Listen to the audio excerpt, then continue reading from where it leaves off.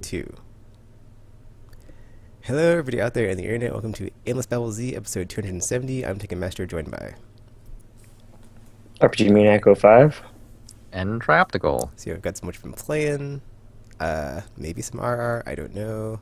Some news stuff, some more exciting new game announcements. Yes! And, or at least one that I'm happy for, so, you know. I figured Tekken, time to exploded gush, all over the internet today. gush all over it. And, other news and stuff. So, who wants to start with what you've been playing? Because I know what I haven't been playing, because I'm free! Free! No Destiny this week for me anyway, so yeah, I just gotta get that out of the way. Yes, free! I played Destiny. You did? Nobody's allowed to be free. Nobody's allowed to be free. That's not how this works. Did you But read no, the- I haven't. I didn't actually play Destiny. Okay. I was kidding, because that would be terrible. Well, I guess I'll start first, because I'll just talk about what I was playing that wasn't Destiny, and yeah, I sat down and cracked out on some Transistor finally. Well, okay, what happened was I was going to play some Mortal Kombat, and I was going to stream it, but then for whatever reason, the connection to my... It's weird! It's so weird, like some game... I don't know what it is with my setup, but like, for whatever reason, it was all flickering, and I tried a bunch of different games, and then Mortal Kombat wasn't working, and like every other game I tried was working, and I'm like, well, maybe it's a disc game, but then I was like, well, Gran Turismo 6 works fine, Grand Theft Auto 5 worked fine, and I tested out Deus Ex because I was super juiced to play it, but then I had to sit through an install screen because I was like, last gen after install game data, so that was not nice, and then that worked too, and I was like, oh, well, Mortal Kombat 9, you are not it, next, and then I was like, well, there's Transistor, what else is there? Stuff. Well, I was like really wanting to play some Deus Ex. So I was like, dude, I played that like 3 or 4 times. I played the Director's Cut as well. So let's just play something new to get it off our backlog. And so I sat down and had me a nice, awesome adventure with the talking sword and a lady that hums and a sweet like.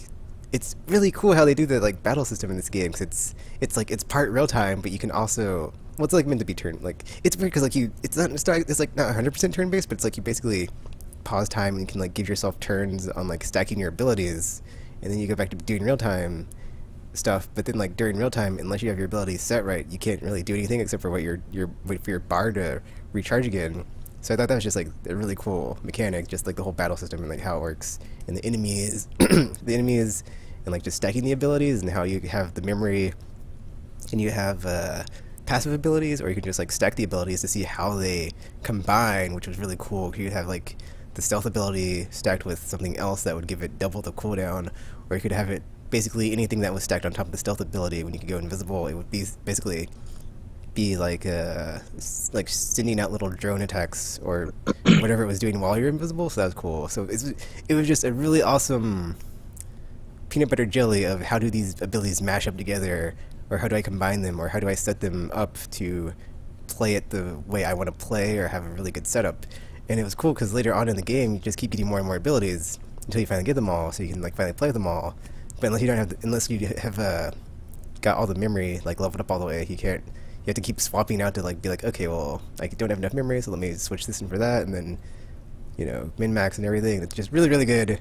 Really good job, super good, or Super Giant Games. I love that game, and like the soundtrack's amazing, the art's amazing, the graphics, like it's a beautiful game. It's just like a beautiful game as well, and just the story was very, very heart touching, and just like it got me. Well, it didn't get me, but it's like it kind of did, whatever. But like so good, and like it was a cool dynamic of you had like a silent protagonist, but then you had the sidekick that did all the talking, whereas like usually it's. Well, I guess that's usually how it is, but it's like I guess it didn't expect it, especially since it's like your sword, and it's like cool because like the controller, like the light on the PS4 controller would like light every time or like pulsate when he was talking, so that was cool, and just yeah, it was great. I enjoyed it. Highly recommend it, and I think it was free with Plus, so you should have picked it up if you had the chance and check it out because I bought it before, but I had not got around to playing it until now, and I am not disappointed. And then after that, I bought Bastion, but I haven't played it, so I'll be checking that out because I was like, dude, this was like.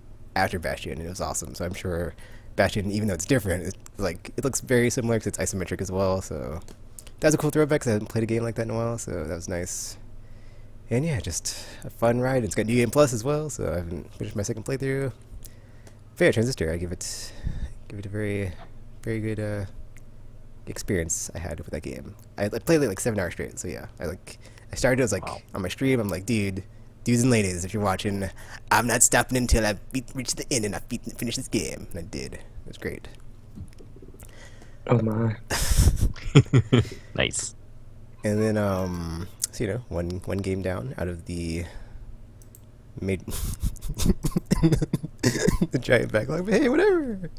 And then I started my streaming initiative this week. So I've been playing in the AM after I get home from work. So that's like Thursday, which is Friday morning. So it's like Friday morning through Monday morning. Because on Tuesday morning, it's like, nope, it's time to go to my main game. So I've been playing Mercenary Kings. This game's awesome. Oh, wait a minute. Did I talk about Titan Attacks? I think I didn't, because I beat that one day, actually. Because that was the first game, but then I beat it in the first inning.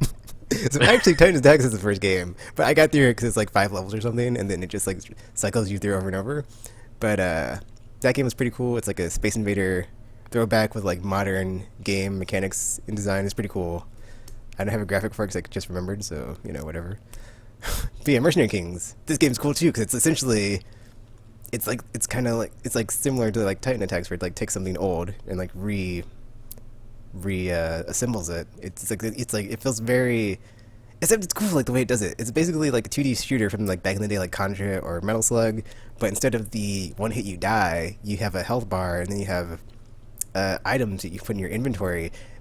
Oh, dude, it's so good. Okay, like you get an inventory, you have crafting, you have gear you can pick up and like customize. There's like so much depth in this game. Like it's just so much more than like just a 2D shooter. Like when you look at it on face value and you like get into the minutia of it, and it's so good. It's just like, oh my gosh, this game is amazing. And then because basically it starts off in like you're this squad of mercenaries who go in to like fight this evil group of claw soldiers on this island, and because they're doing bad experiments, but they all get wiped out. But then they bring you back with like these bionic abilities, or not bionic? Is it bionics? Some sort of weird abilities that you get. Yeah. And so over the course of the game, you unlock the ability to get materials that you can craft into new abilities that you can put on. But when you put them on, some of them have status effects. So it kind of is like a double-edged sword, because it's like you get this cool ability, but it will have a negative effect some way. So like you have this ability that you drop a lot of materials, but then you get the status effect that none of them are going to be rare materials. It's just like the base materials.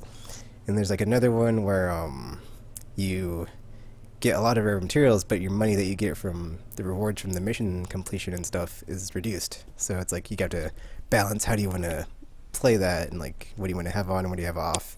You can only have, well, so far you can only have 2. I don't know if you get like more later on.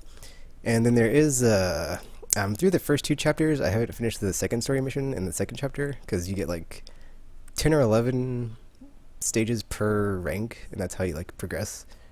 Because after like enough missions you can complete, it'll like have the next one, and you can just keep going to the next stage. And I'm trying to clear them all, but yeah, we'll see. I might just like rush through it, because I think that's how I'm going to go about this, because it's like, do you have time to like savor this nice? Well, I guess after you've played it enough, it's like, okay, I see what you're doing, dude, and I've sat here and absorbed the essence of this experience, and I can drink down the rest and be like, delicious. Unless it's terrible, then it's like, ugh, let me get through this. But Mercenary Kings, and it's cool too, because the music. Oh, let me not forget the music. The music is amazing. It's like chiptune metal, but then it's like, it's not just metal. It's like this, like the main theme of like the first stage is like, so like dun, dun, dun, dun, dun, dun, dun, dun, and like, it's like I'm getting into it. It's like, oh, it's so good. And then the next stage is like completely different. It's like, oh, it's so good. It's like the variety. It's like, oh, dude, there's like variety in it. It's like a throwback. It's like, yeah, it made me feel young again, I guess, because like I had not heard chiptune music in forever, and like the way it was like arranged in this game was like completely different than how I'd heard it in the past. And I was like, yeah, it's so good, so good. But yeah, Mercenary Kings is the bomb diggity, and I'm having a lot of fun with this game. Did you really just say the bomb diggity? I did. RPG. What you can do about it? Nothing. Oh dear. Did you play Scott Pilgrim versus the World on PS3? I did not. Okay. I have it, but I haven't played it, because backlog. It's the same people. Oh, That's cool. what, like the style is very similar, and like the soundtrack of that one is really good as Um, well. but yeah, as you're playing through it, you have this base camp, and you free NPCs that you can get to your or that'll come to your base camp, and you can get materials or items from them. And so you basically have this base camp you go to, get stuff, and then upgrade it, and then you go back and do missions. So you can basically just farm materials or just keep doing missions over and over for like money, or just like yeah, it's very cool. It's got like these light RPG elements in it, and it's just so good. Oh, and then it's like Borderlands-esque, where like you can upgrade your weapons to have status effects on them. So it's like there's corrosive, shock, incendiary, freeze, I think, because there is an explosive. Because I was like, it's almost like Borderlands, but not. Oh wait, I think it is freeze because it had like one that was in the pre-sequel that's not in the others. So freeze. What else? Okay. You get this really cool mechanic where you can like customize your weapons. So each gun is separated into like the base elements of a gun. So you have like the receiver, the stock, scope, magazine, the barrel, I believe, and then you can combine them. So you can just like combine a bunch of different parts from like all the different guns and like make this crazy Frankenstein gun, and that's pretty that's pretty awesome. And then what I did, I have like, and then it's cool because you can like save them when you've like assembled a certain gun you like, and you just save it and like go back to it and forth from other stuff. So I have like the assault rifle assembled, and I have like the I like got this crazy machine gun that shoots magnum bullets because you can change like the rounds they fire to, and they have different properties. So that was cool because like it's like it shoots like a machine gun, but the bullets are like really big and like magnum. So it's like that's crazy. And you can also put like abilities on them to where it's like they'll bounce off walls or shoot through walls or bounce off anything. It's pretty crazy. So that's pretty cool. But yeah, this game is amazing, and I gotta say, after playing these two games and Titan Attacks like all in a row, I was like, dude, digital is the future because I just played all these games. I didn't have to go through a store and go do anything. I mean, sure, like in retrospect, I could have been like, oh man, that was so cool. I did blah blah blah blah blah, and like I didn't have to do that. But now I'm like, dude, this is it. This is it. I'm so on board with the digital train because I can just keep. And then like the way PlayStation Plus is, it's like, oh, I can just like stay on this train of free awesome games and be like, oh, well, let's try this one out. Oh, awesome.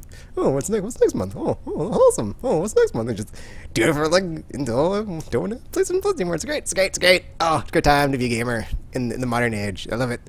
And then what else did I play? Oh, okay. I'm sorry. Getting excited. I played like nothing but good games this week. It's awesome. So I finished Fall of Cybertron. Unfortunately, my stream crapped out on me, so I didn't actually stream it. So I'm upset about that. But I guess on the plus side, I get to play through it again. But I'm gonna wait a while because it's like I have limited time, dude. So yeah. But it's good. It's still an amazing game. And sad face that High Moon might not get to make the proper third entry, or they have that crappy tie into the fourth film that's live action as the third entry, so boo hoo on that. But man, it's just such a really good follow-up to War of Cybertron, and such a great just like G1 adaptation in a video game form, and I highly recommend it if you're a fan. Check it out, it's great. And like I played Grimlock again. I had not played it in such a long time. I was like, oh, so guys, when you get to that Dinobots part, or the part when you're Starscream, and then the part when you're when you're Megatron dethroning Starscream, and then the whole in-game sequence again, just it's like, and then my PC looks even better because like it's so crazy. Like in the options, it's like, do you want low, medium, high, or extra as like the graphical settings, and it's like extra. It's like what is extra? What is that? It's like the ultra, but you just don't want me to make me feel as awesome. So you're like, oh, we're just gonna call it extra. So you don't need to know that's ultra. So it's like, oh, it looks even better. It's like, oh, it's like god. Oh, 60 frames. It looks amazing. It's like one of those games where I just like grab a cord out and it's like, man, yeah, this is one of those games where it's like you play it at like super awesomeness and you're like, I don't know if I can go back to the console version because it's just so good, so good, so good. Oh, okay. Then what else did I play? Batman. I also played that. I was streaming it because I'm trying to get primed again for the Arkham Knight. So I had to like I'm going through the. I'm not gonna say trilogy because they don't really count Arkham Origins, but whatever, dude. It's like the Arkham series is just so good. So it's like I can play it whenever, and it's really short, so it's really easy to just go back through it before the Arkham Knight comes out in June. So Arkham City, man, and like yeah, also getting back to like what happened, and like what in the story and stuff. So like how it like built up, and then Arkham City, and then so insanely. So I'm like, how does? Oh man, it's like I'm remembering why I was like so pumped for the next one because it's like, dude, this one was like so perfect. It was literally the perfect like. Okay, it was like Yeah, whatever, dude. F it. It's perfect. Like it's just like the way that the story's told, and like all the characters it uses of his rogues gallery, and then like they all sit in this Arkham City, and they're all like fighting each other, and Batman's like, oh, I gotta stop Hugo Strange with his plan. So good. Combat's amazing, like always, and yeah, stealth all stuff is awesome. So bring on Arkham Knight. What else did I play? I played what's that game? Theorhythm, but whatever, nothing to report. So yeah, I might just move on to or back on to the PSP version Vita version of Final Fantasy X. So we'll see. I haven't gotten tired of it yet, but my earbuds died on me, so I have I have mono sound now, so it's not as like the sound quality is crappy when I play it. So but I will probably just use different earbuds because I was like, oh wait, I have more than one. So yeah. Did I play anything else? I don't think I did, because I didn't play any Mass Effect. Cause I made some progress, but then I didn't play any. And then I did. I think that's it. Because I did, yeah. Wait, did I? I think I played something, but I can't remember what it was. So if I remember, I don't think I played anything actually. I think I'm thinking I played Life is Strange, but that was last week. And I think I'm also playing. I think I also went back to play some Wolf Among Us, but I think that was also last week. So I think that's it. That's all I played. So that's all I've been playing. I played the demo for Life is Strange. It's weird. So who is going next? RPG. But I don't wanna. I volunteer. Well, I mean, I can go next too, but it's not going to make that much of a difference. Because I played essentially nothing. I played nothing this week. You're Yeah. good. Classic I went prop. from finishing a game to playing nothing. No, I just had no time. I have there's a game convention here on Saturday and Sunday. It's the Midwest Gaming Classic. And this year I'm helping exhibitors. So there's been a lot of stuff. Yeah, there's just been a lot of stuff that I wanted to do this week. And then I'm going to be going to that. And like, I think I talked about it last year. It's basically, I described it as sort of, every time you go to a garage sale and you find an awesome game, it's like all of those experience combined into a giant garage sale. And on the other side, there's like a whole bunch of consoles and people showing off their games and stuff like that. And so there's an expo and garage sale in one. Did you ever get your Rush 1.5? Oh. No, I didn't. Because I don't have any cartridges. There's no point for me to get it. But this year, that's what I was thinking. I was like, oh, this year I could go see if there are any cartridges I would like to get, and then I get a Raton 5. But then, there's the, what did we call it? Oh, actually, I came up with a cool name for it, but I won't reveal it here. But the method that we're developing to battle backlog. Oh, yeah. Yes. It does not involve buying more stuff. Well, obviously, that's so. Yeah, I don't know that I'm gonna buy anything, but unless it's. I'm not even gonna make up a criteria now because I don't even know what it would be. If I make it up right now, it'll probably be too low, and then I will end up buying something. So, yeah. I should try to avoid that, I think. But yeah, it should be pretty cool. It's funny. So, the guy in charge of recruiting people to exhibit for our group, he posted a message asking people to sign up.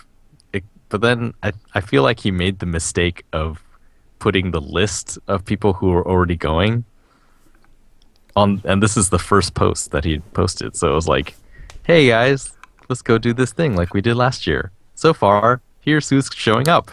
And it's a blank list. And it's just like, why even put it there if there's no, it just feels discouraging. So I was like, I'm gonna, let me contact some people. Is that okay? I'll just contact everyone I met last year, and then see if anyone wants to go. And then it'll have like that personal touch, and maybe they'll go. And I did that, and I ended up recruiting. It's like twice as many teams as we had last year, and like 2 or 3 times more people. And then I was like, okay, so this is what we have. What kind of room do we have? And we asked, and it's like, oh, it's the same amount of room as last year. And I was like, oh, crap. So, yeah, like last year they were essentially living in luxury. Oh, every team has 2 tables, and you can put one team had like 3 or 4 laptops out as PlayStations on these 2 tables. Like, yeah, you can play on these demos. And then this year, it's like everyone gets half a table, maybe. And it's still the same. Like, it's in a hotel, and like the exhibit rooms are these hotel rooms, and they weren't that big. So it's like a lot of tables with way more people in the same amount of room. It's I'm not sure how it's gonna go, but it should be fun. The show is fun.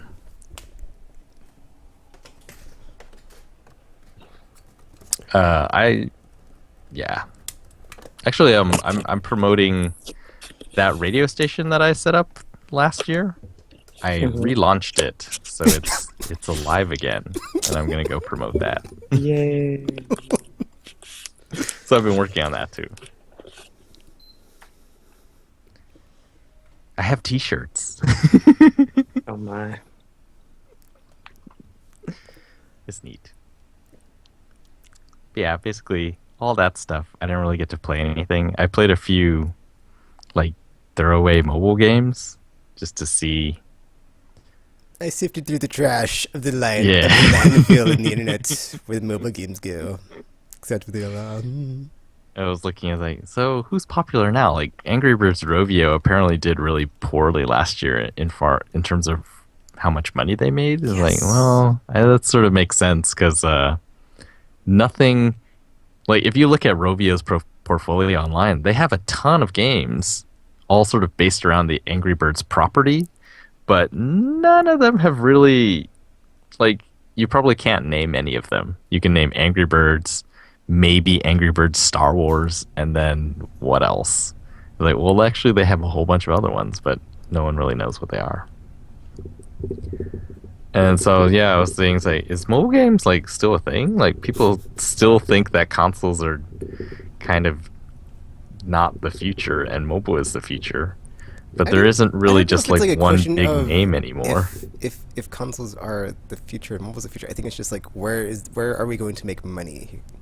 Yeah.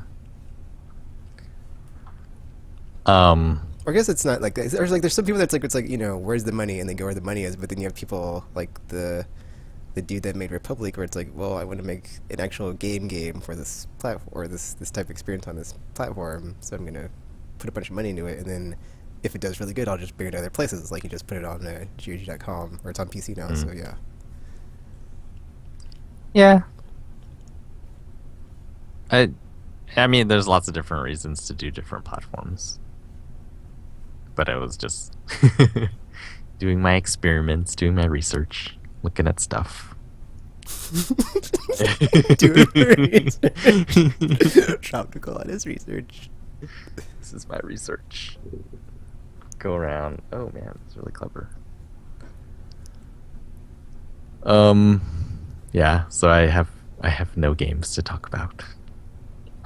Disappointed in you. You don't failed as a gamer again. At every turn, Tropical. At every turn.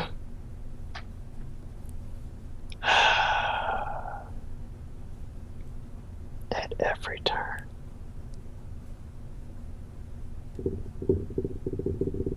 Sarpy, what have you been playing? Not much, really, actually. Bloodborne. Well, I mean, I have been playing Type Bloodborne, but I mean... Wait, what? Type No. 0? Oh, no Type 0. Or rather, Type 0 HD, or whatever it's called. Get it? Get it? But no. No.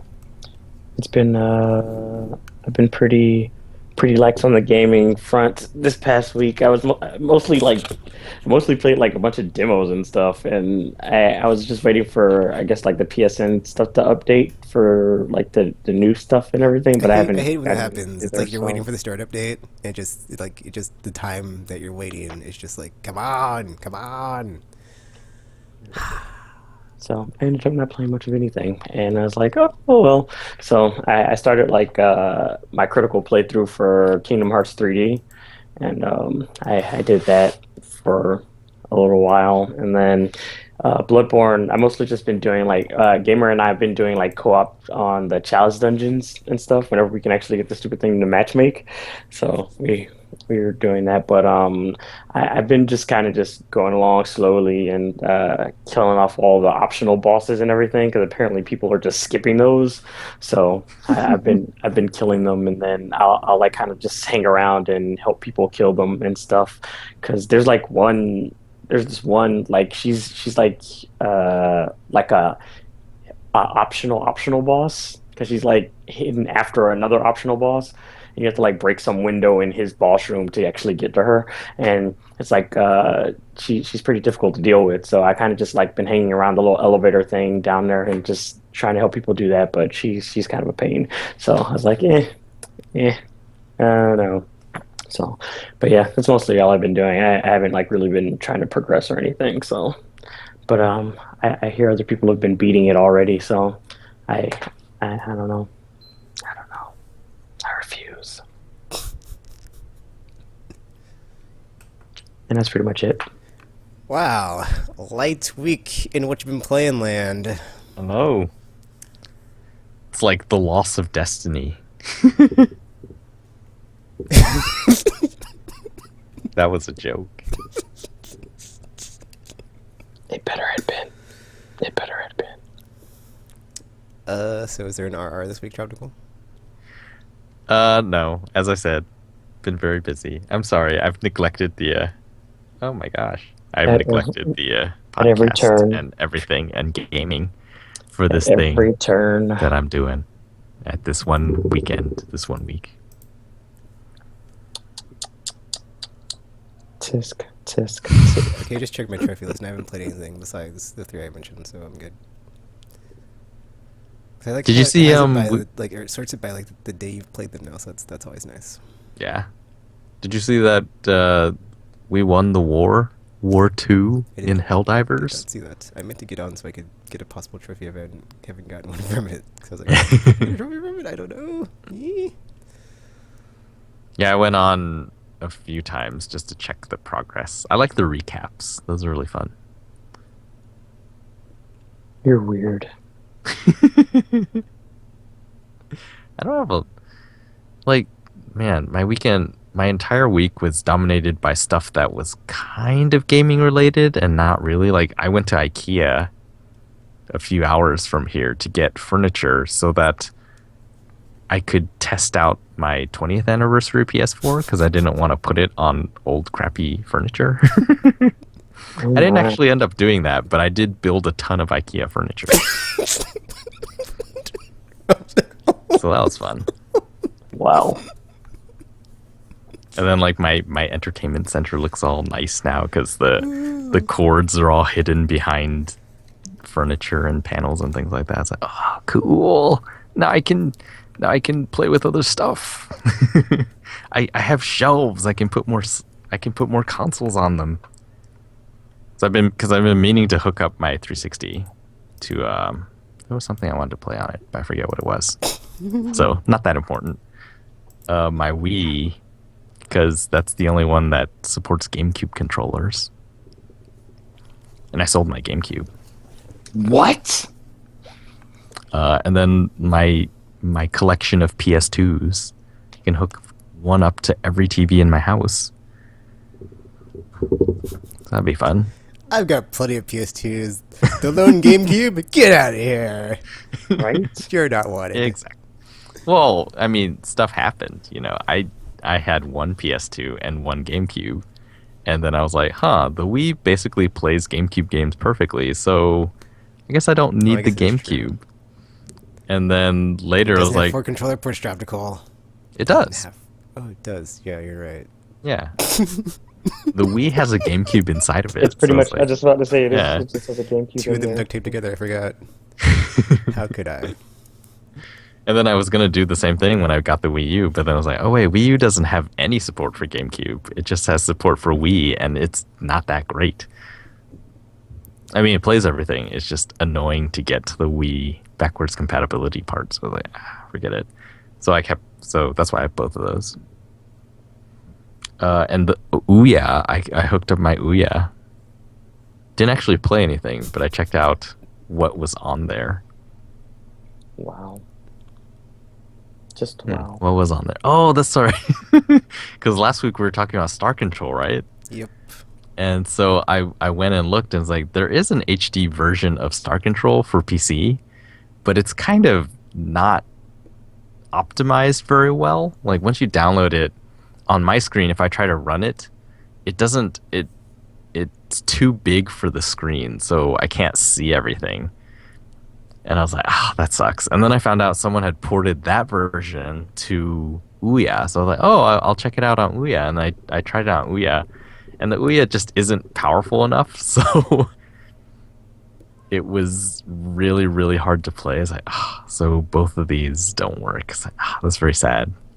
So I have to go back to playing my old pixelated DOSBox version from Good Old Games.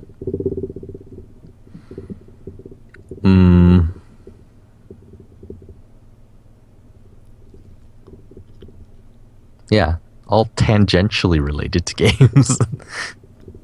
But no actual playing. Not really. Tisk, tisk, tisk. So thus no RR either, and I don't even know what happened in the news this week. I know April Fools happened, so that automatically canceled out 2 days of news that I just didn't pay attention to. And then the rest of the time was, I was busy. Tisk, What is this news, tisk. Tekken? Well, the only news that happened today that I was excited about was, well, actually it happened yesterday. Wait, no, it happened, I think it was yesterday, and then today it was confirmed. Yeah. Well, it got leaked Yeah, yesterday. it got leaked. And then, Or yesterday was Game Informer. They announced their coverage. Oh yeah, that's right. Because it leaked, and then Game Informer put that stuff out. So it's like, so it is true. And then they put out the trailer today. It's like, yeah, because it's like, man, I've missed you, my good friend, Mr. Jensen. And yeah, Deus Ex, Mankind Divided is the follow-up to Human Revolution.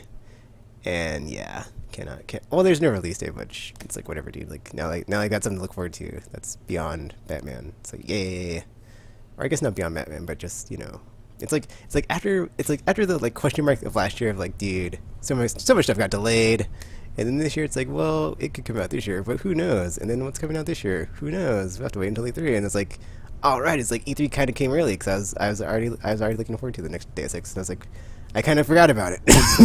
and then after this, I was like, oh yeah, Deus Ex, duh.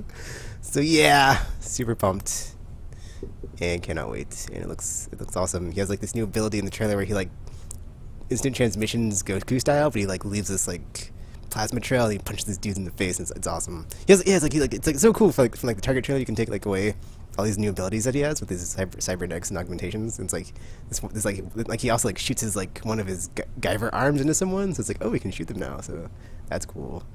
So yeah, can't wait to play with the new toys. And at the end, he gets like shot with all these like this like bullet that like shoots out all these other bullets and ball bearings, and like he like gets his crystal skin on. It's like, what is going on here? How does he like become like I guess temporarily invulnerable to bullets or something? So that was pretty cool. Like all these nanites or whatever or something coating his skin. I don't know what it is. We'll find out later. But I don't think that was cool. an actual ability. I think they were just transitioning into the Emma Frost style. Emma Frost. It's funny because I did the trailer did give me kind of like an X-Men-y feel though when I was watching it. So I was like, this kind of reminds me of X-Men with the whole humans against the augmented people thing going on. So But yeah, I haven't actually played through Human Revolution. I kept getting distracted by hiding bodies, and since I'm so terrible at stealth games, I'm like, huh, You I don't have to am be never stealthy going to though in get through RPG. this It's game. one of the Well, ones you can do see, either. that's the problem because since I don't stealth, that means I have to keep killing people and I have to keep hiding bodies, and it just keeps on piling up. And then it's just like I'm just stuck in the same place. And I'm like, well, I have to keep killing these people and hiding them before somebody else sees them, and it's just a never-ending cycle. So I'm like, yep, I'm never going to finish this game because I'm too Wait, busy but see, hiding bodies. yeah, that's because you're doing like partially. You're doing something that's totally not stealth, so that you can kind of do stealth that you're not doing. You should just Exactly. like if you're gonna kill people, then just go through and kill everybody. Well, the idea is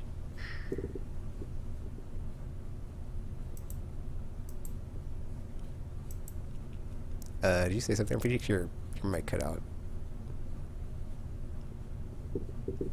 RPG. Oh, he got dropped. Oh no! Well, I guess we'll find out what his idea is or whatever when Skype decides to not be mean to him. Are you back, RPG?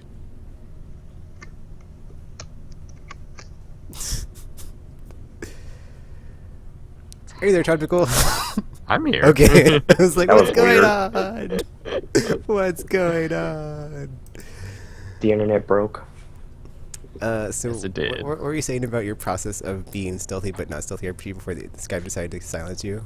Yeah, I don't know. I was just saying, like, I was trying to be good, but they won't let me be good. So it's like it just creates this never-ending cycle because it's like I'm trying to not kill people, but they keep forcing me to kill people because people keep getting nosy and they're like, "What's that over there?" And I'm like, "Great, now you've seen too much, so you have to die now." And it's just like it's just the whole cycle of death and failed stealth. So I don't know. I don't know. One day I am going to be good at a stealth game, and when that day comes, I'll stop playing stealth games. So yeah. Oh, the last thing I wanted to talk about last week I didn't get around to was the Spotify update on PS4. It's awesome. It's Oh so yeah. good. It is so effing good. Like, essentially, it's cool. Well, I guess it's okay. I didn't figure out like this before the podcast, but after the podcast, I was messing with it and I figured it out. So now I can talk about it more in depth. But like, you basically go into the app before you play with something, and then you can like pick your playlist or whatever you want to listen to, and then you can go to like whatever you're playing, and it plays over the audio in the game. So you can like in the game if there's audio settings, you just like turn off all the game music. You can do that and just have that as background music, which is pretty cool. And then also if you hold down the PlayStation button to where you would turn the console off, there's like a thingy there where you can like adjust the settings in the app because you can't actually go to the app while you're playing the game or it'll just suspend your game. So you got to like do it through that because unless it means like suspend it with like the suspended mode, but I've never tried that before, so it's like whatever. I don't know. I'm pretty sure that's not what that means, so whatever. I don't think that's what it means.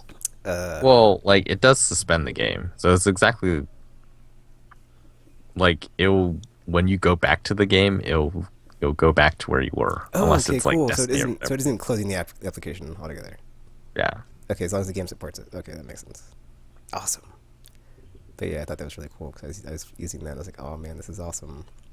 Um, so yeah, really, I like for the longest time, dude. Like even last year, because like PS3 didn't have it. It was like, where's the background soundtracks or whatever it was, custom soundtrack that like Xbox, the Duke had that like PS2 never had, and then PS3 was like, oh, they might have it, but they never quite got it. So it's like, yay! Finally, after 2 generations of consoles, it's finally here and it works awesome.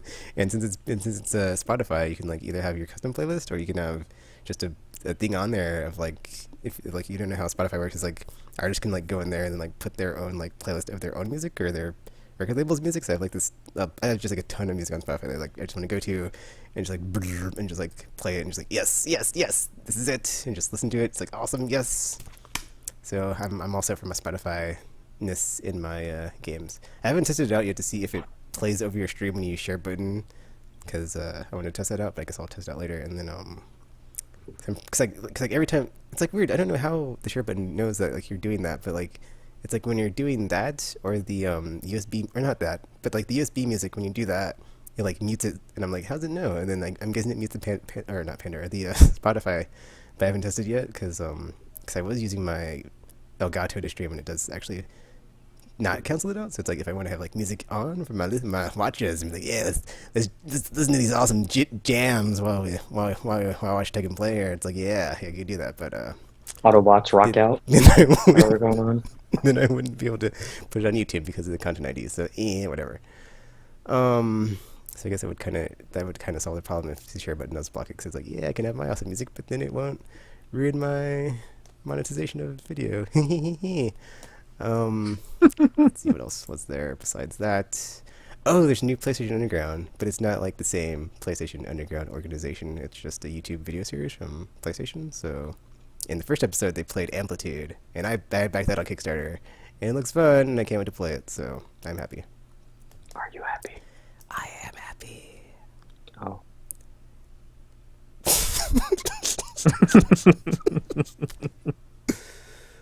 Okay. Let's see. I'm looking up right now if anything happened during today anyway, because Yeah. who cares about the last 6 days before that? Everyone, I'm assuming? It's only news if it happened recently. Like right this second? Yeah, because Yep. like you look in the newspapers, like what happened? What if this happened today? Nothing, which is why it's completely useless to me in this modern time I live in, where I can look it up instantly. Wow. Nah. Wow. I'm just saying. Just calling it like I sees it. Except like You're- this is today, but all the stuff happened yesterday. Old. Put it down. Not of use to me. Tisk. Unless you need to tisk, like clean tisk. up a spill or something, or prop up something with lightweight. Well, I know Yokai Watch is finally getting localized. Oh yeah, After, there was like, that. I was like, what is that? I was like, after whatever. I 9 don't care. 'Cause I years. don't know.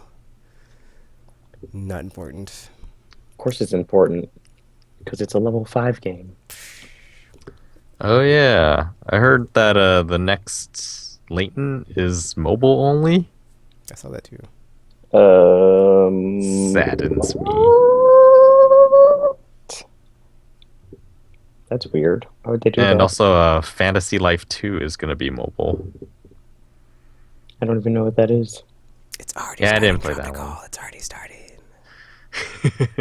They're jumping ship in Japan because Nintendo's like, yeah, we're doing mobile too. It's like, oh, it's time to go mobile. More so than we already are. Right? I was just about to say, aren't they? Isn't mobile already kind of popular there anyway? Yep. Yes, it is. Dun dun dun dun dun dun.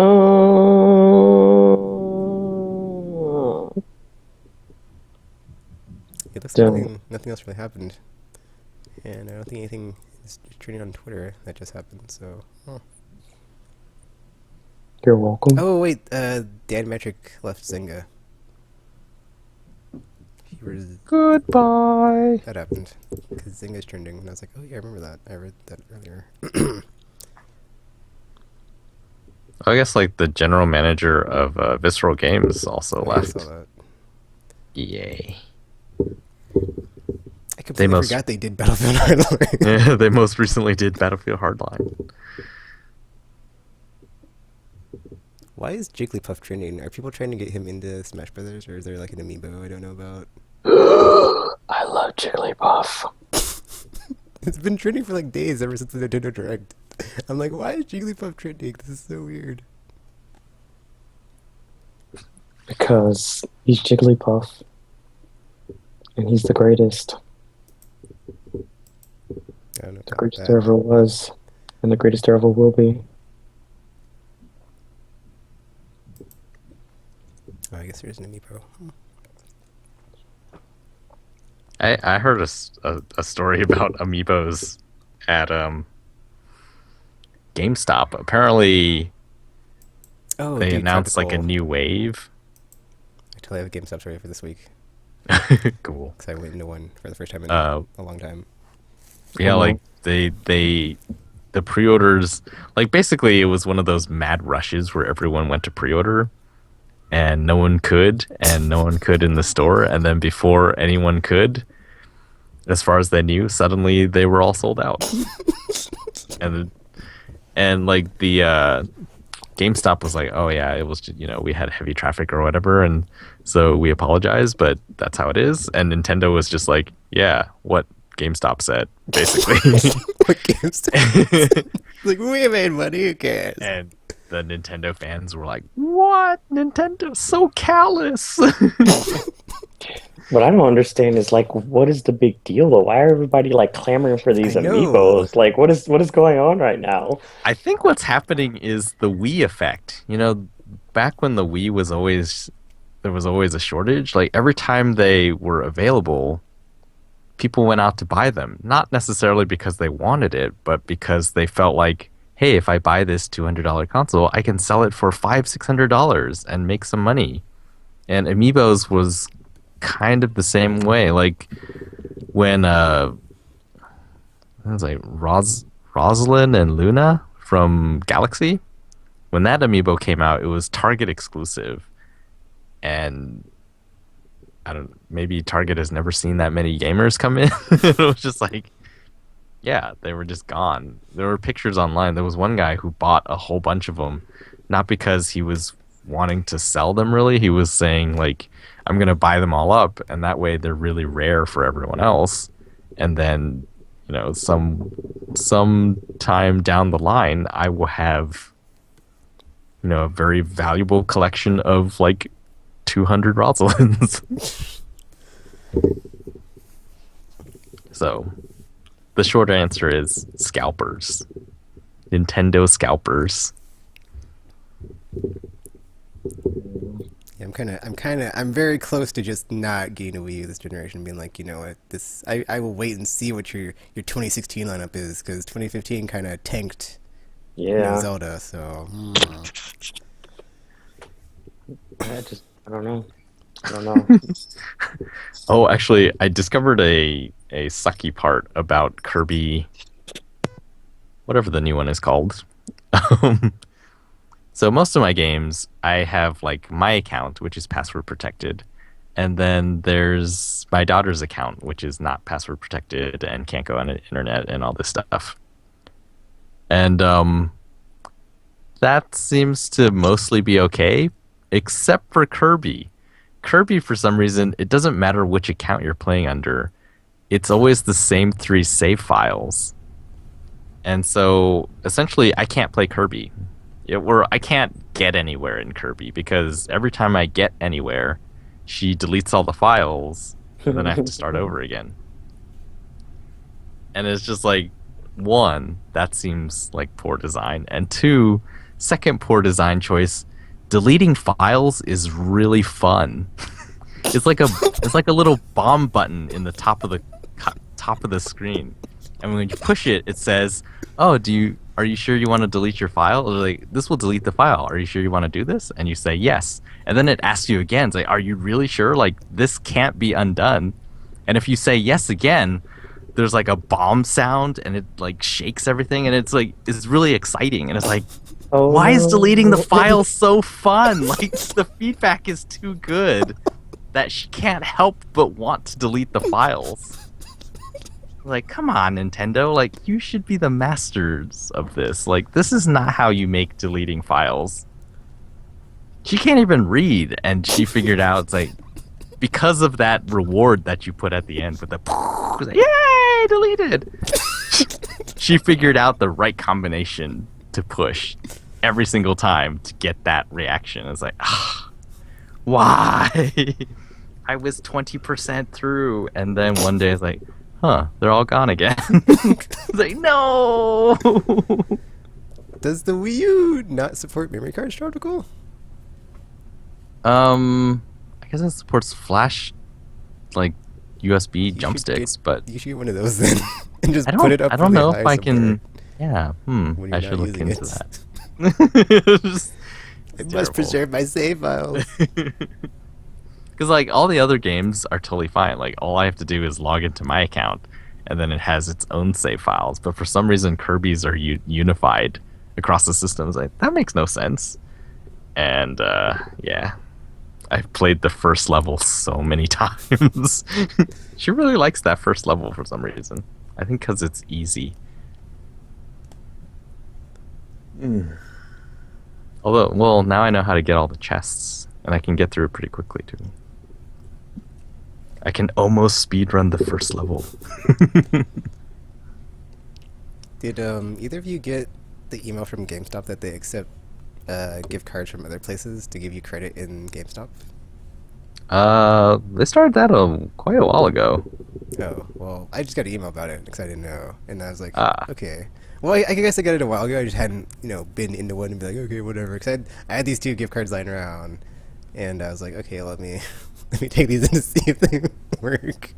One was from Panda Express and one was from McDonald's, and so I went in there, and I was like, yeah, I got this email about your gift card thingy, and I was telling the person there, and they're like, oh, okay, well, the only one I know so far that works is Best Buy, because I did one earlier today or something, and so I like gave them my gift cards, and they were like trying it, and it didn't work, and I was like, oh, well. Oh, But I was the reason. lied. So just to, if you're wondering out there, not all gift cards work. Probably not for restaurant places either. I'm guessing it's like electronic stores, maybe. I don't know, but that was yeah. And and like the reason I was there was because Watch Dogs was on sale for $20, and I was like, well, I know it's not as awesome as I was hoping it was the first time I saw it, but it's only $20, therefore it's in the threshold.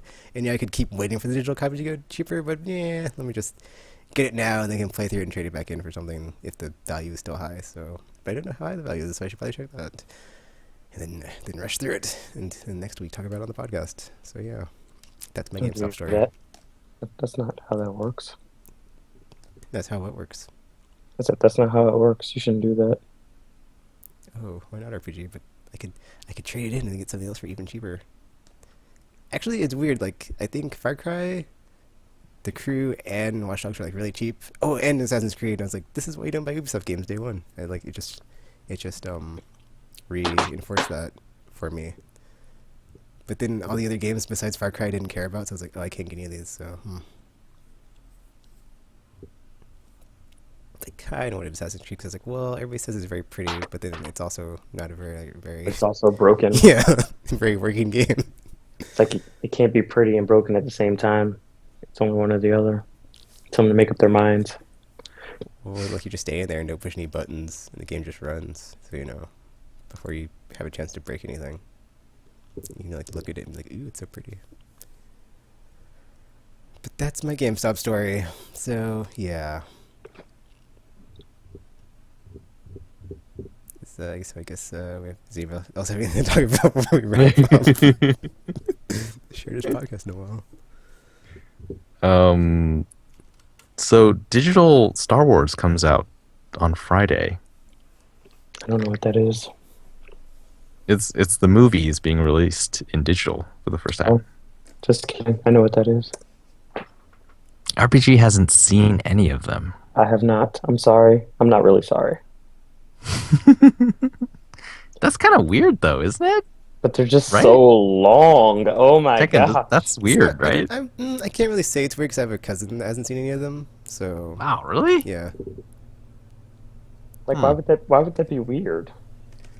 I don't know. It just feels like it's like it's an anomaly. I wouldn't say it's weird. It's just like an anomaly if you encounter someone that hasn't seen Star Wars, because it is such a like. I'm trying to think They're of a word. so long.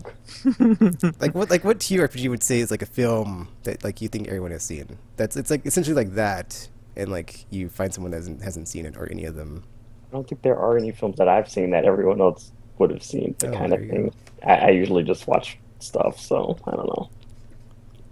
But Well, like, they're so I don't know. Every long. time I was like, "Oh, I haven't seen that Disney film," you guys are like, What? "Exactly." But we were mostly joking, though. Oh well. were we? Well, no, but like, I could have another time I felt that like this was I was talking to a kid about I think Alien Hominid. I was like, "What's this game like?" I was like, "Oh, it's like Contra," and he was like, "What's that?" Dude, And I John, realized, if we're about to like- get into this is going to be depressing. Sorry. Well, it's just true though, but because I was like, "Oh yeah, like Contra is really old." A lot of these people Don't say that I'm really talking- old. It's almost as old as I am. Jeez. That is kind. I mean, as for a game, that's Because like really when they were old, though. showing like the Nintendo Direct recently, and they showed Mario, and it's like 30th anniversary. I was like, hey, I'm 30. I'm as old as Mario. I felt like I was like happy, but then at the same time, I was like kind of felt old. I was like, oh, so yeah, it was weird. Well, I mean, yeah, like there are people who would not have been around and have never seen an NES or a Super NES or a 64 even. And so, but then, we're all sort of contemporaries, and so it's weird that I guess I don't know any of my contemporaries who have never seen Star Wars except RPG, and now I guess Tekken's cousin. Like any of them, I know people who have not seen them in order, or like seen parts of them, like they know of it, but not having seen any of them is, yeah, this is kind of, it feels strange to me.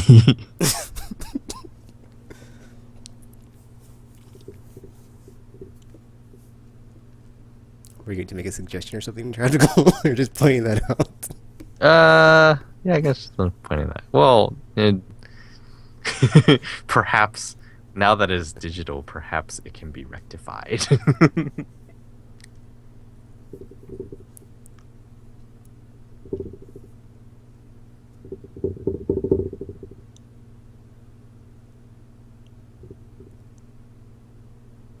What's happening? Okay. That's all. I don't know. I'm thinking, actually, I was thinking of something when you this said is like the shortest podcast ever. when you so brought it's up like, the whole people that are contemporaries or whatever. But like, it's about people that are contemporaries. But like, wow, my brain. I'm sorry. Game trailers. They did this series. Well, they did this series called Just Played, where they talk about games that they've just played. Essentially, it's similar to what I'm playing, but not. Anyway, they did this series with like high school group of kids, and like they would like bring in a group of like the class each episode, and they just like rotated through the whole class.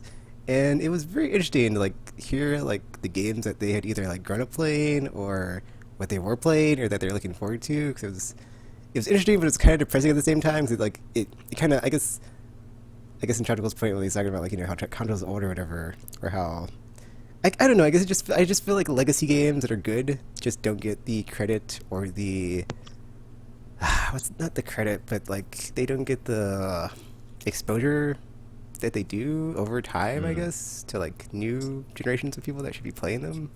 yeah. So I guess like in that sense, I kind of feel that the publishers have done that to themselves. They haven't really. I mean, yeah, I kind of don't like the idea of remasters, but it would be nice if they had like collections or anthologies of like their legacy titles that you could just go back and check out for like really cheap. Like but now I'm thinking like, do I want that every console generation for them to do that? Because cause on the one hand, it's kind of cool if there's no backward. Well, I guess that's the thing is like if there's no backwards compatibility, that's kind of like the only way to do it, because you have to keep doing that, because you can't just play your version from the last generation or the one before that, or however far back you go. So it's like a way to like keep your legacy titles relevant when you're not really making any new ones, but people can like still go back and see like what elements or parts of a game came from that game that are in like modern games now. Because like when I go back to play, or not when I go back to play, but when I'm playing like Mercenary Kings and I see, oh, this is very much like a Contra or Metal Slug, because I played those games, but like other people that haven't played those, they like might not see the influence there and be like, oh, this is so brand new and does everything completely original, 100% across the board, no ripoffs. Or when I play Titan Attacks, I'm like, oh, this is I feel very my Space Invader sense is tingling. So just saying that would be nice. But I guess a better way to archive legacy titles in the modern era, so people can play them and not have them be lost to the ether or just completely forgotten, like Alien Hominid. Yeah. So yeah. See, I Wait, think what? part of that solution is sort of streaming games, or because right now, yeah, you have to remaster, and if a publisher remasters, they generally feel like, well, we should get paid because we did work on it. And if it was just a streaming thing, then it becomes like, and like publishers would have to sort of give a little here too, because they've only been taking. They always say, yeah, you never actually bought the game. You bought a license to use the game. It's like, well, if that's true, then how come when you release it again, the exact same game, I have to buy it again? Because on the one hand, you're saying I'd never bought it and I just have a license. But on the other hand, you're saying my license is only good for the thing that I bought. Like, you can't have it both ways.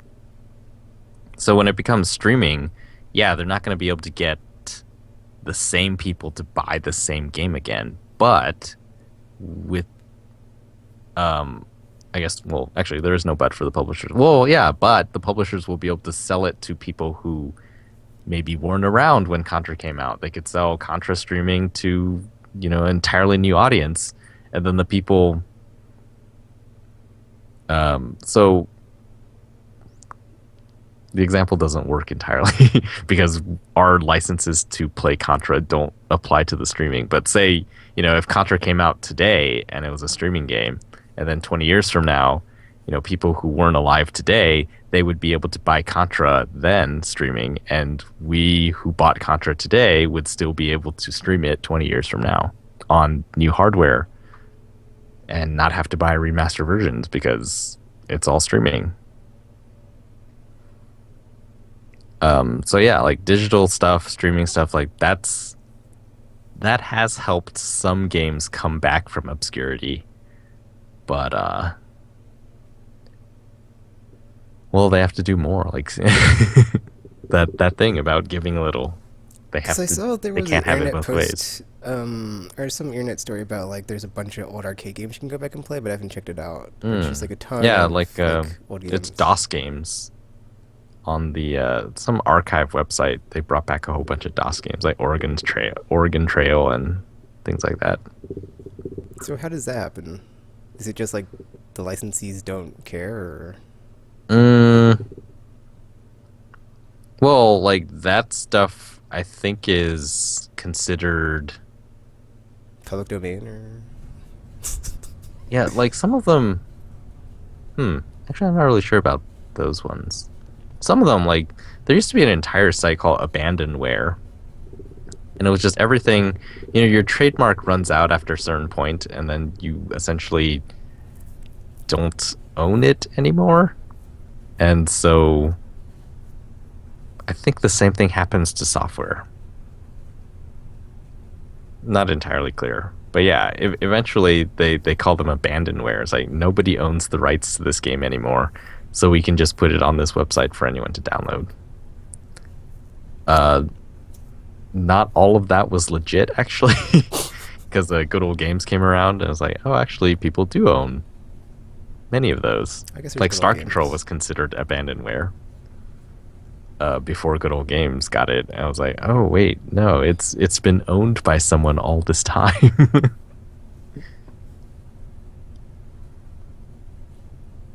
I guess it's like the one thing I would like to see is like, because it's kind of like on Netflix, like when you're watching something and then like after you're done watching it, it's like, you might also like this, and it's just like a bunch of stuff that's like, I mean, they kind of try to do that now, but it's like, it'd be cool if they did, it wasn't just stuff that had like just been released or it was like recent. It's like, also have like just way old games of like, oh, you like this game that has 2D shooter elements, check out this game. Or you get like this game with these certain RPG elements, check out this game. Or this game is also in cyberpunk setting, so you could have like Deus Ex alongside that one game I'm blanking on that just got released on PC that had like 2 sequels. Shadow Realm, I think. But there's like a way old... Oh, Shadowrun? Or Shadowrun, yeah. Shadowrun, like yeah. The old Shadowruns, so yeah.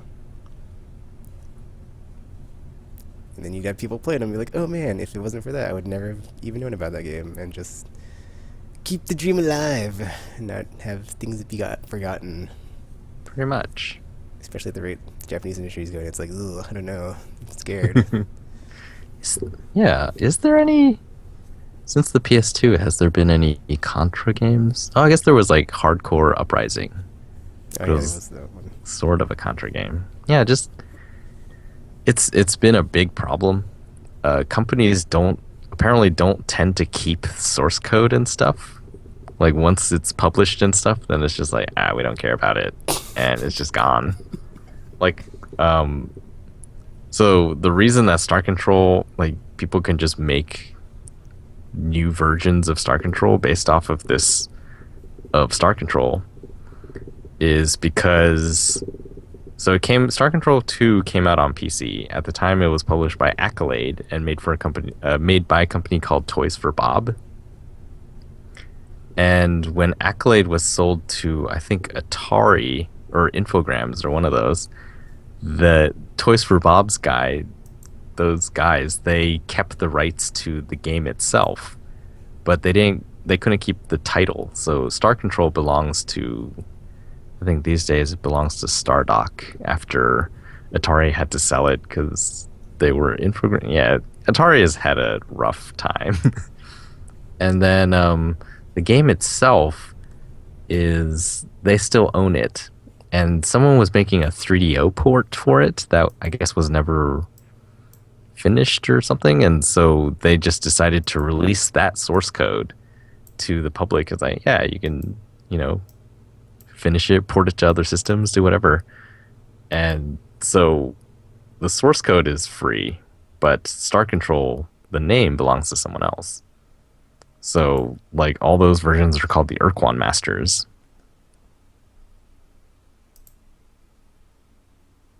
What was I even talking about? I have no idea. Star Control and how it fell out of How license, or the license limbo it was in, or how it got to like GOG area, How it got of, to- like how the source code got out and people are still able to like work on it. Yeah. Well, how is that related to what we're talking about? I'm sorry, I blanked. Next, I left and came back, and I was like, "What is happening? Why are they talking about Contra and stuff?" I was like, "Man, I must have missed something." So yeah, I have no idea what's going on. Wow, I had something I wanted to say and I'm trying to think. Oh yeah, so like Good job, team. So what happened? Okay, I'm sorry, not what happened, but like basically this like I always think about this like every now and then from time to time because once upon a time, a long time ago, I think it was like OneUp.com. They had like this podcast. It was whatever it was called. Forget. There were a bunch of names, not important. But like they had this like one like comment that this one week and like this dude was all like game. Or no, they had like this thread on the more message boards and it was like game literacy or something. So it's like yeah, it's like it's always been like interesting to me like if you had some sort of like linear like game map that you could like put or like game mechanic map and like just all the games on it would be like related and like you could just like dive into it and be like, oh well, if you enjoy this you might like that, or if you've a fan of this, check this out, and like just go across the board and stuff. And it would like bring you to other games that you would discover through it and be like, oh, I would have never found this game if it wasn't for this these legacy games that I checked out, and now I can go and see what other stuff is like these and blah blah blah blah blah. Instead of because like when I watch that just play from game trailers, it's just like people like, oh man, Halo's awesome, Grand Theft Auto's awesome, yeah. Evolved. Some of them were talking about Evolved, and like that game's like kind of dead now. So I'm really interested. I would really be interested to see like if they went back and asked them like what they'd be playing. And some of them are like, oh, Destiny, but yeah, Destiny, whatever. So I don't know. I guess I'd just like to see when people are asked about games if they don't just talk about stuff that's just like mainstream or AAA. So that's kind of annoying. Yeah, I've whatever. noticed that. When I was looking at eBay auctions for like collections of PS2 games, for the most part, they're all really boring in that way. You look at them and it'll just be, a few of the Grand Theft Autos, some of the Gran Turismos, a whole bunch of Maddens and NBA 2K whatevers, and there's no interesting games in any of those collections. Well, it's the easiest games to get, so I guess that's true. But, well, I tend to think it's not, they didn't buy a bunch to sell on eBay. They bought them at the time, and they it was might just have. all mainstream stuff. Or, possibly, I guess, they just don't want to sell the other stuff. I guess that could be another explanation. But yeah, for the most part, it's just very dull. It's like, nothing interesting. Nothing even like, there were lots of crap games on the PS2. And I guess, are those just all gone? Like, where did those go if no one bought them? They bought them and then threw them out.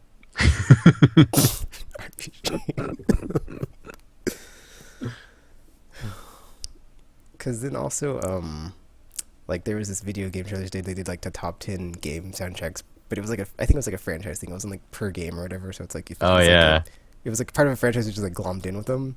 But then I was like, man, there's like so many like really good bit era games that have like really strong soundtracks. But like to me, it's like some games there are like they're good like outside the context of when you're playing them, but then there's some games where it's like you're playing them and it just like makes it better. Like any Mario game to me, it's like, well, it depends on which one, but like most of them, it's like when you're playing them, it's just like that, like just that much better. Like like anytime you're in like at the Bowser dungeon and like the music comes on, and it's just like dun dun dun. And it's like, oh, it's like it's so tense, and it's just like, oh, so good. So it's like kind of like you have to like you have to like live the, you have to like you have to play the game to have lived the moment, to like have experienced it, to like get all that you can out of it, and just just I feel like people are missing out when they're like, it's like, there's only some way, because that's how I felt when I was playing Mercenary games. I was like, man, this just brings it all back. Just it's just so good. But if you've never heard this before, it's like you probably could still like it, but if you only knew what. So you have to somehow improve game literacy. Yeah. If you only knew how this used to be, and it wasn't nearly as good as this. Actually, that's what I always fought for in the stores.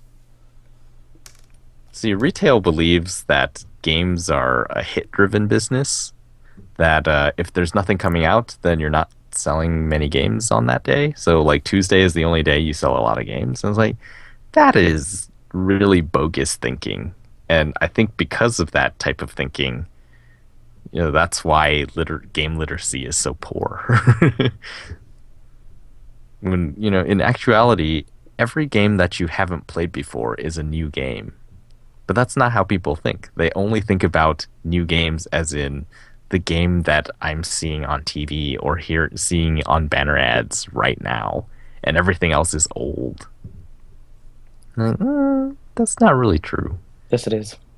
No, it's not. If it didn't come out just like recently, it's not relevant. It doesn't exist. See, that's just like, that is how you don't sell any games. You're sitting on all these games on the shelves, and someone comes in and is like, yeah, I'm looking for a new game. And if it's not Tuesday, you're like, well, this came out on Tuesday.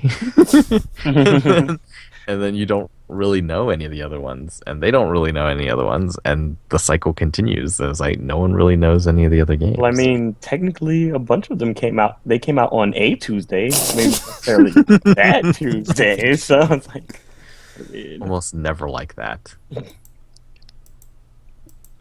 It's like, is this game new? It is if you haven't played it. So exactly.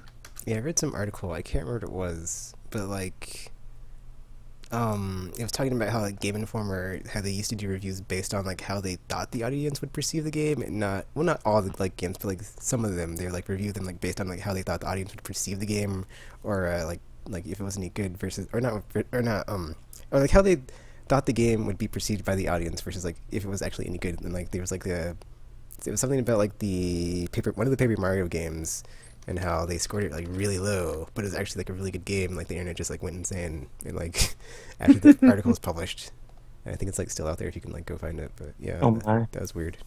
Which Paper Mario was it? I think the GameCube one, or not? No, the 100-Year Door maybe. I'm not sure. I have to try to find it. I remember reading it, but we'll see. Because I played a few of them, or a couple of them, and that I enjoyed. Weird way to write reviews. Although it's a very common way for people to write reviews. Is it? Yeah, apparently so. Oh. Awesome.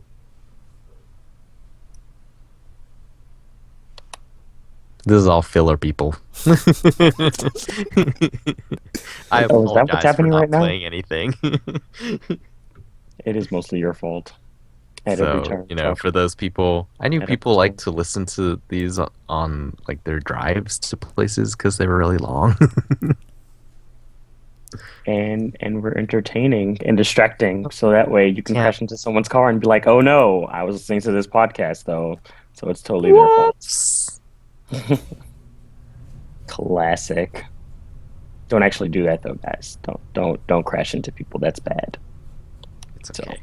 They can't sue us. They can't find us. How do you internet sue us? Do we really want to test that theory? I mean, it's like is this really what we want to do right now? I mean, I also feel like think that's a bad idea. It's not a good legal standing for them. Yeah. We would probably win, although it would cost us money. Once So, again, no, don't I really don't want to test these that. theories. It's like, I don't want to test this.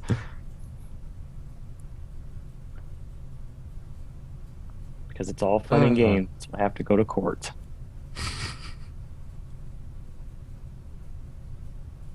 That would be bad. It would be. It would be. Well, it's like, what? This is 270, right? Yeah. Aimless Babble Z has gone on for 270 now. That's crazy. It's probably. Oh no, wait, that's not what we did. Filler episodes. It's gone on for 70 because we continued after, so it wasn't actually 200. So we're over.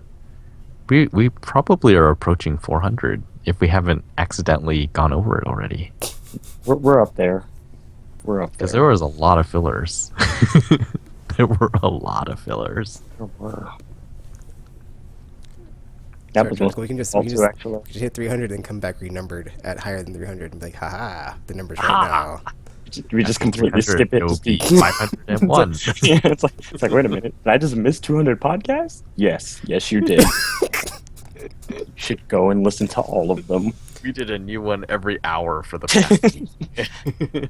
We should just where were you? start it like the episode when the Family Guy comes back from cancellation, be like, if you missed out on our other side podcasts such as Mirror Match, Filler, The Stuff, the one episode.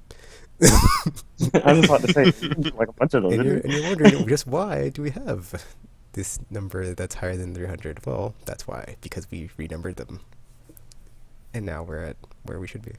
Yeah, we got to be up there. Yeah. Retcon. I love retcons. Oh, RPG, how far in community are you? I've caught up now at this point. Oh, really? Yeah. Did you watch season 6 already?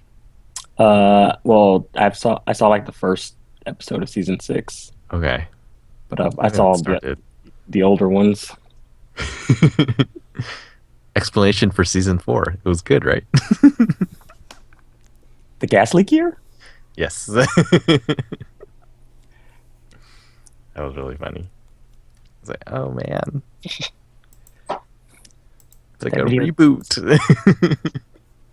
They did call it a repilot. I don't know. I like that video game episode though. That was pretty great. The 2D sprite one? Yeah. Yeah. Just so you guys know we're still recording, so should we just sign off? Oh, are we? Oh, Yes. kidding. We didn't sign off, so we're just saying. I know. Yes, kidding. I'm adding more aimless filler.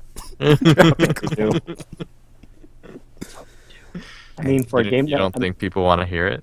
Because I don't- he's talking video game episode. yeah, it's technically a video game. Okay, continue. One that was in development for 30 years, apparently, which is a long know. time to be developing a video game. But that does explain why they had so many like options available to them. Because like to be able to like set the blacksmith on fire and then like kill his whole family and burn down the house thing, that was hilarious. But That was really funny. it's like no witnesses.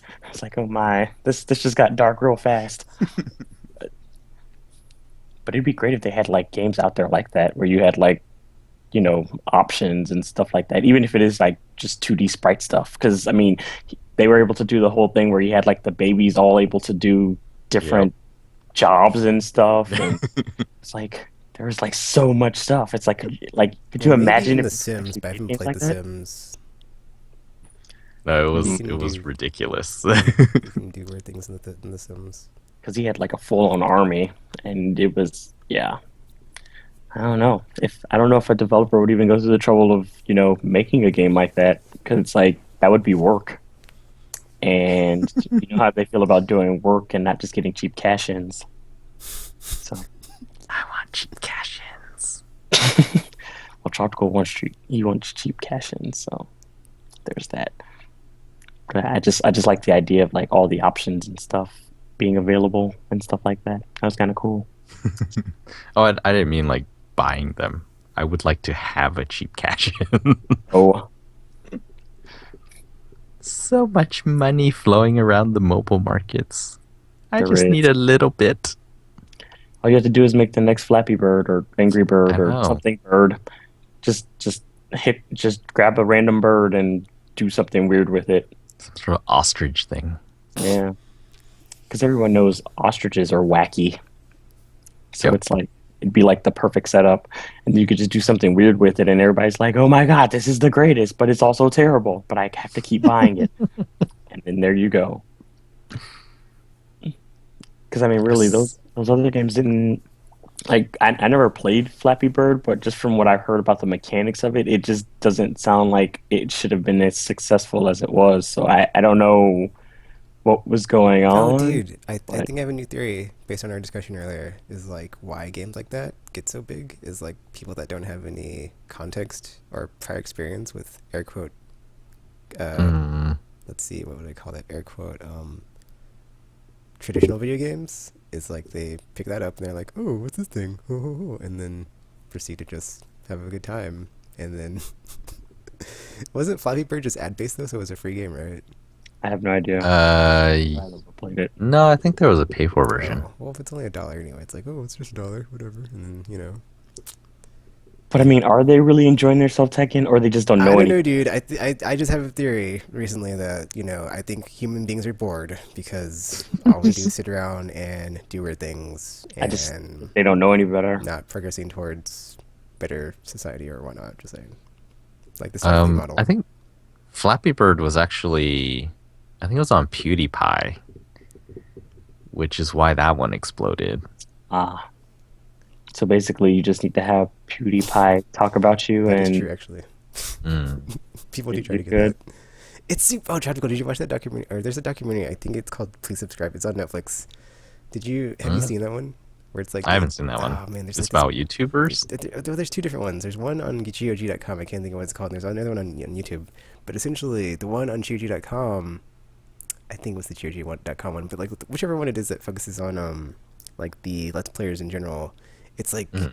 you see this like publisher trying to like grease the palms, so to speak, or grease the wheels and be like, hey dudes, talk about this game, play this game. And then it's like they play it, but then they have like such an audience behind them that it's like when they play it and then like it'll like get so many more eyeballs than like traditional coverage of like ye olden times, like a magazine or an internet Mm. article or whatever, like a review of whatever. So like it's like it makes perfect sense of like why someone would like want to be like, oh, you can have this free review copy of this game. You're just some internet person that does this, blah blah blah. Just watch it or play it or whatever. And then it's like, oh, instantly it's in front of all these people, and they might be like, oh, Yeah. let me play this game or buy this game. Especially if the person that's doing the let's play or whatever is like, oh, this is such a fun game, or talks positively about it or whatever. So what you're saying is we need to destroy YouTube. Is I'm this where saying we're it's an going at even this? more fiendish setup than the whole uh supposed money for high review scores, blah blah blah. That was never really a thing. Or I guess like if you look at Well, Gershman Gate of like the whole, oh well, we're gonna pull our ad support because you gave Kate and Lynch a low score, blah blah blah. That wasn't it. That was like that wasn't like a regular occurring thing. So that was I like don't know. I mean, that's the theory, like the conspiracy theory is like, oh well, if you have to review a game so high because the ads that we're putting or that the publishers are putting on your websites, blah blah blah. But it's like the way that is structured is like the marketing team and the editorial team are like completely separate. They're not even like the same people, so that wouldn't happen. I mean, it could theoretically, but I have my doubts. Hmm. Hmm. But then when you have like YouTube people where it's like now it's like completely changes the game where it's in the publisher's favor of like, oh, here, have this free review copy. Yeah, you just want to play it? Here you go. And then bam splat. Very little effort. They get influence on people to go and buy the game very easily. It's pretty crazy. Like even if the game, like, because Let's Players aren't even really reviewing games; they're just playing them. So it's like entertainment. And just from that, like, I think that is easier to get some people to buy the game just from watching it. Whereas if you have a reviewer and they rate it poorly, it feels like an authority is talking to you, and then it's like, oh, I shouldn't buy this game. But with a Let's Player, it's just like, this looks kind of fun. even if the Let's Player is like especially just yelling a lot. Like the presentation that people have when they're Let's Playing is just like, it's like depending on the person, but you could say depending on the person, but like the vast majority of Let's Players are just like people that like are just making a commotion while they play something, so it's not really professional type thing like it would be a traditional video game review. Well, I guess not all video gamers are professionally, or whatever. That's a completely other thing. That's whatever. Depending on the outlet and the person writing it and how they present themselves and stuff and carry themselves. But I would say in the for the most part they would all be more professional than the Let's Player for YouTube. So it's kind of. Especially if you've seen a PewDiePie video, or if you were able to sit through one, because I don't know how you could, because they're so terrible. Yeah, they're. I've only seen clips, and I'm like, I don't even know. I don't want to watch them. This is so not fair. Faith in humanity. Why? But man, yeah, it does make a lot of sense. Before, to reach 1 million eyes, you had to pay money. Now it's like, here's a free copy of our game, which we already paid the money to make, so here you go. And you'll like reach 1 million eyes just like that. Yeah, it's like the ad that, or like the paying for ads in like traditional media versus like, here's a couple copies of games that we're going to send out that it costs $60 per, is a lot less than than the old way. It's like,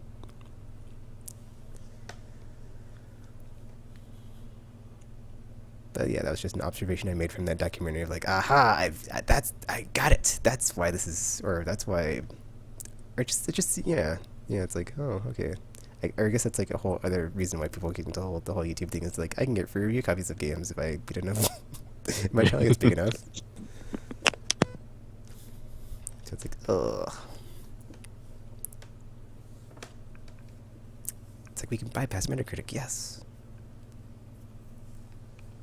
Or people won't even care because they'll be like, oh, I saw that Let's Play and it looked fun enough. Who cares what the Metacritic score was? I didn't even read Metacritic, haha. Yeah, I think while we were podcasting that there was a tornado warning, because I think I heard sirens, but then I was like, I can't really hear because I guess my headphones are so good. And then I checked Twitter, and apparently there was one. So yeah, luckily nothing knocked down the apartment I was in. So yeah, and I think this storm is passing. So double yeah.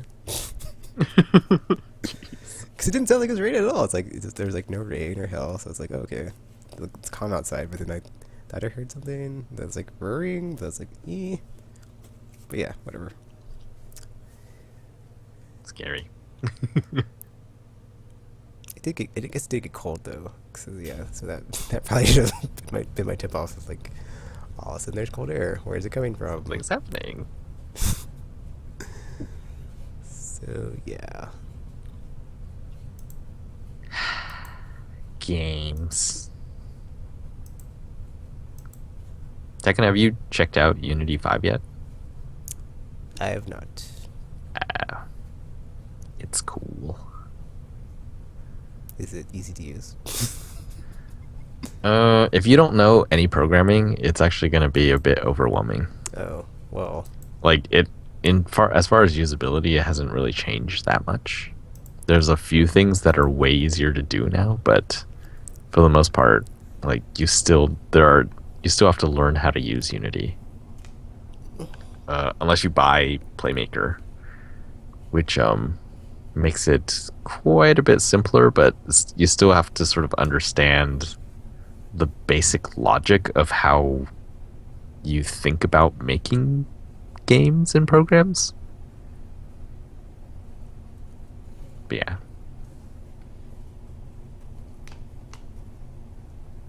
I guess that's what I need to get around to doing, is figuring out how to use the engine to make stuff. I guess I'll put it on the to-do list. It's so fun. Yeah, so much to do. So much.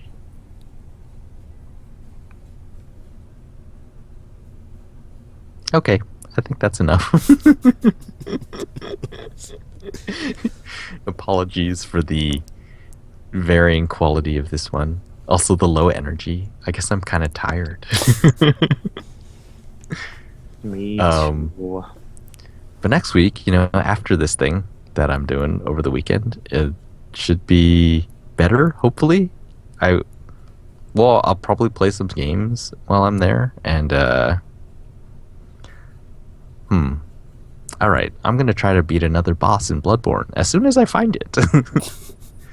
Don't do And, it as a trap. do you know how long Final Fantasy 9 is in terms of hours? It took like 8 hours to Longer get than through the you've been first playing disc. it. Longer than you've been playing it. Probably 40. Really? Because I've been playing it for years. Oh my. Yeah, it's probably like around 30, 40 hours or so. Because, I mean, I don't know how long each disc is, but, I mean, there's side quests and stuff, so I guess, like, the base would be around there. Although, there is a weapon you can get if you get to a certain point in 12 hours, so I'm assuming you could technically beat it in, like, 15 hours or so. But Really? that will require... Oh, it's like a speed run reward weapon? Well, alright. I will try to get through disc 2. Don't hurt yourself. I might hurt myself. Oh no. That's the opposite of what I told you to do. That's going to be pretty tough, actually, I think. Because it took me 8 hours for the first disc. And, well, are the levels, like, really... Or are the numbers in that game really low for a long time? As far as, like, levels and HP and stuff like that? I don't remember. It's been a while since I played. Because, I mean, I know the game is mostly dependent on, like, you learning abilities from, like, items and stuff. Yeah. So, I don't know. It's pretty good progression. It starts out really low, but then by the end, it's... If I could find my memory card, I could probably look. It's weird, 'cause, like, towards the end, you don't get, like, really super high. So it never really, like, tops out, like, you're doing crazy damage to all the enemies. It's just a good balance all the way through. Because I seem to remember back in the day, I felt like all the numbers were really small in Final Fantasy 9 compared to, like, 8 it is. or 7 in the beginning parts. And then it was like, oh, potions actually matter. Like, in every other Final Fantasy, I sort of hoard potions in the beginning. And then by the end, it's like, well, I have all these potions and, there's no point in using them. They heal so little. But in 9, it was like, oh, potions matter a lot in the beginning. I've actually bought potions from the store. It's like, I've never done that before. And then when I got to the end of Disc 1, and, like, I reunited with some of the other party members, it was like, they were only level 6 or 7. Oh, my. And I was like, wow.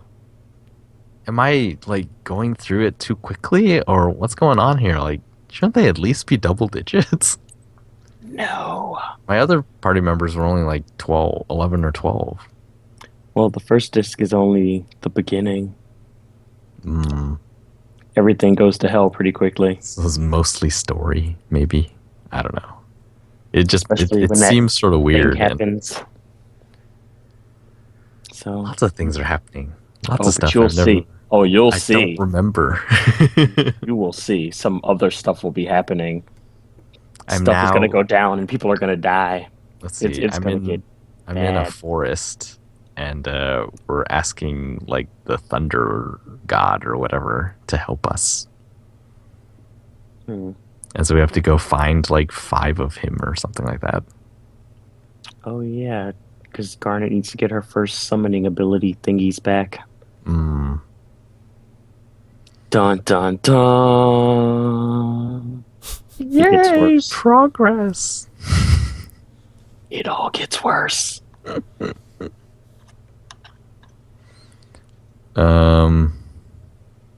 Okay, so that's probably not realistic.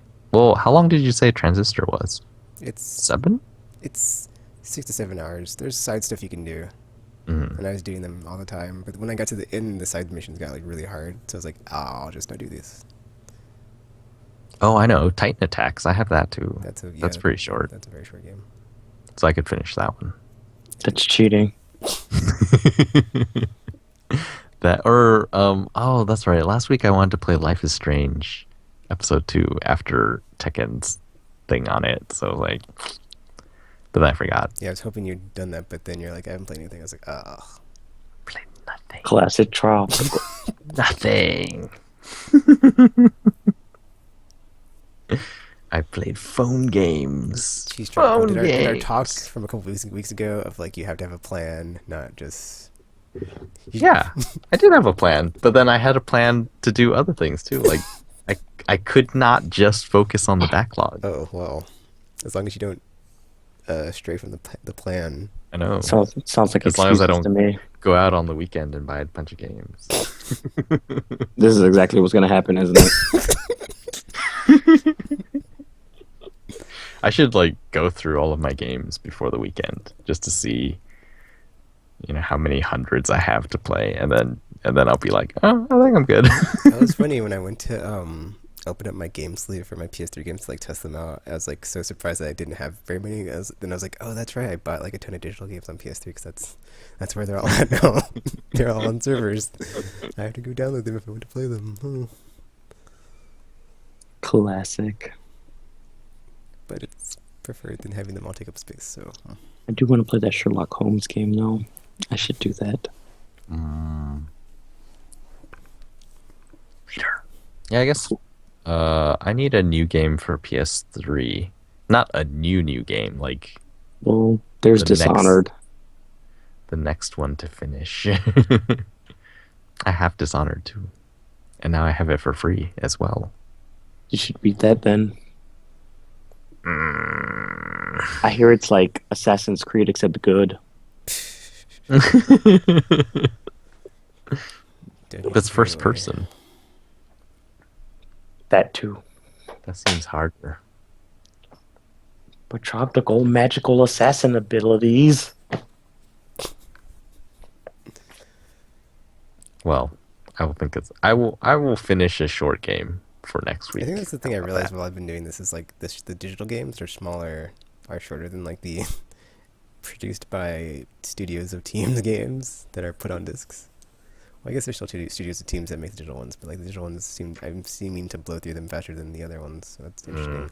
That's not always the case though, because even some games I can breeze right through. So we'll see. They don't feel like deficient, really. Yeah. And I always feel like I got after I my said that, I'm money's thinking worth. about it now. I'm like, well, I guess I didn't blow through Arkham Asylum in one day, so it doesn't relate. And every Call of Duty has been the one sitting a fair for me, so not the best analogy. Oh, apparently they're teasing Black Ops 3. Yeah, I saw that. That saddens me. But I don't I care wanted about that another franchise. World War II one. Why? Because, I don't know, they haven't made one in a while. They It's can 'cause do they made, totally like, different so stuff many now. of them. So many of them. You could only do so many World War II things. And what are you going to do? Like, tell it from the perspective of, like, a helicopter or something? Or it's like of this one kid that's in his village and stuff? It's just like you can only do so much. You can only do so much. I think they could do more.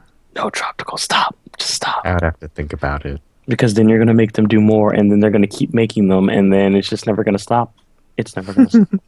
There should be less shooter parts. Yep. But it's Call of Duty. Too late. That's how you make it different and better. I don't. They made less shooter parts because all the shooter parts are the multiplayer, which is all you do. Yeah. So, like, the single player could be, like, Gone Home. I don't know about that. It's like, did I shoot this guy I came across in this ditch? Yes, I did. Oh, that's a different home. But that would be interesting, too. I don't know. They'll probably do another one next year or something, or Modern Whatever Warfare you're talking 6. about. No, I meant Wait, like what are you talking another about? World War Obviously II they're one. gonna do one. Oh, okay. You mean Oh, yeah, good luck with that another- Tropical. Good luck. I thought you meant another Call of Duty. Oh Like, no, I already know they're gonna do that. what crazy talk are you speaking? Of course they're gonna do one this That's a year. given. It's like, yes, they're doing it. It's not. Because Advanced Warfighter is in the future. It Modern could be. Warfare is in modern It could be like slash somebody. future. It could be like a Terminator style Call of Duty, where Unless they like have somebody from future warfare go to the World War II times and like cause all kind of shenanigans. You're so stupid. I've War come from back to Activision. rescue you, Reznov. I've come back from the future. Yeah, unless Black Ops 3 goes back, since it is kind of tied into World at War, I doubt it's going to be in the past. I guess they could do both that way. Well, actually, they could also do like dual timelines and be like past and future. I feel like there was a movie like that. Save the past to save the future. It's called Terminator. They've done like 12 of them. Oh wait, Assassin's Creed is like that. And then there's also Assassin's Creed, which is like that. Oh man.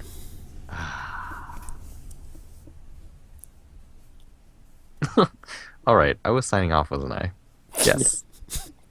Next week will be better.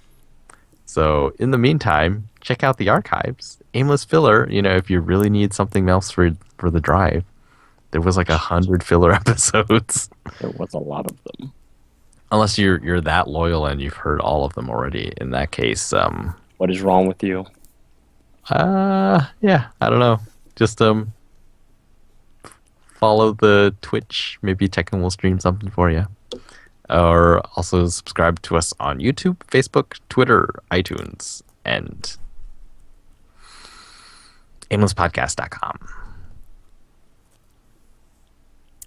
Anything to say before we sign off, RPG? Stuff and things and stuff, video games, yada yada. All right, so until next episode, can Tropical redeem himself from this failure this week and No. do actually doing something next week? 0. We'll take and continue the streak of finishing games and keep it on the backlog without the Destiny interruptions. Will RPG finally finish Bloodborne, or just keep on helping random people? Who knows? Find out on the next episode of Aimless Babble Z.